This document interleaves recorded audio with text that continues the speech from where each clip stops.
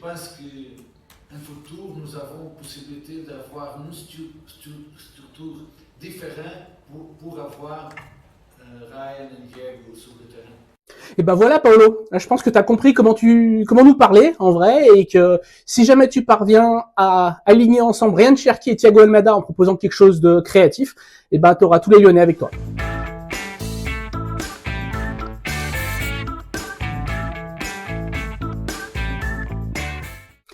Bonjour à tous, Guns et Fenot, bienvenue sur But Football Club pour notre traditionnelle question olympique lyonnais. Avant de commencer, le pouce pour dire que vous aimez, la clochette pour vous abonner, on vous le rappelle, c'est très important.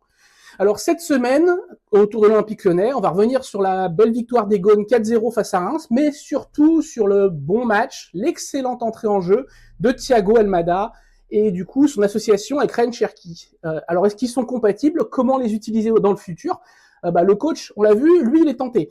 Et nous aussi, on est tenté de les voir ensemble. On l'a vu sur le 4e but, il y a une entente prometteuse sur le côté entre joueurs qui sont intelligents techniquement, qui peuvent vraiment et qui ont des facilités. Ça donne ce genre d'action avec une ouverture géniale du petit Argentin pour le Français qui a centré en retrait pour Mikotadze, Filoche. Voilà, c'était un but d'école et impulsé justement par un dédoublement à droite des deux maîtres à jouer de l'OL.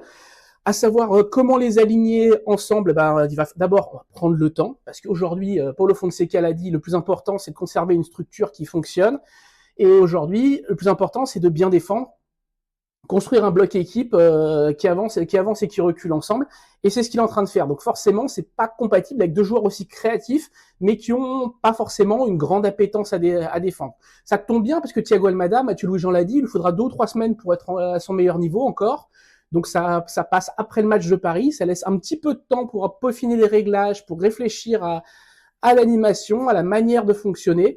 Ce qui est sûr, c'est que Thiago Almada, on le verra pas en relayeur aux côtés d'un Matic, d'un Vertu ou d'un Tolisso s'il redescend. Ça sera vraiment dans les 3 postes offensifs. Pour moi, l'animation idéale quand les 3 seront là, c'est beaucoup de permutations entre les joueurs. Mais sur du 4-2-3-1, je vois bien Malik Fofana à gauche, Thiago Almada plutôt dans l'axe et Ryan Cherki, que l'OL travaille à droite depuis quelques temps, sur ce poste d'ailier droit. Je pense que ça peut fonctionner à la condition, bien évidemment, qu'on laisse de la liberté à Almada, à Fofana et à Cherki pour permuter, échanger un petit peu les postes. Ça peut vraiment désarçonner les adversaires. Moi, je pense que ça peut être pas mal, cette animation. Mais forcément, ça impose du repli défensif pour celui qui va jouer dans le couloir, Ryan Cherki, qui le fait de plus en plus. Du repli défensif aussi pour Thiago Almada, qui devra assumer le travail et pas seulement la projection vers l'avant réalisée par Corentin Tolisso. Je pense qu'il est en mesure de le faire, mais il faut qu'il se remplisse un peu physiquement. Il y a un peu de boulot, mais je pense que ce n'est pas impossible. Et du coup, ça voudrait dire faire redescendre Corentin Tolisso, qui est excellent actuellement dans ce rôle. Lui, il n'aime pas parler de meneur de jeu axial, il parle plutôt de relayeur gauche.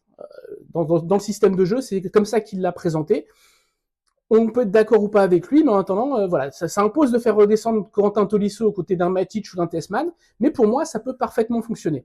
Et je voudrais aussi profiter de cette vidéo pour parler des réserves qui tombent après chaque match sur Thiago Almada. C'est toujours la même chose, c'est les vassaux de Nasser Al-Khelaifi qui envoient des réserves. On sait très bien qu'ils n'ont aucune chance d'aboutir, parce que l'OL a tous les documents signés. En fait, c'est juste pour embêter et pour se faire bien voir du PSG. Parce qu'on a aujourd'hui en France une brochette de clubs mendiants, que ce soit Reims, que ce soit à Montpellier, que ce soit Toulouse, qui rêvent tous d'être bien vus par le boss du foot français, Nasser Al-Khelaifi, et qui du coup font des petits coups bas.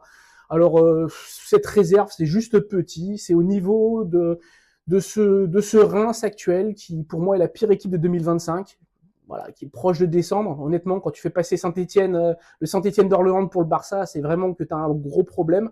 Donc c'est pour ça que c'était un petit aparté sur les réserves. Je sais qu'il y en aura encore contre Thiago Almada. Elles n'ont aucune chance d'aboutir. Et puis c'est surtout très faux de dire que l'OL a eu gratuitement Thiago Almada, parce que l'OL a payé quand même pour Thiago Almada. On va rester poli, mais on n'en pense pas moins.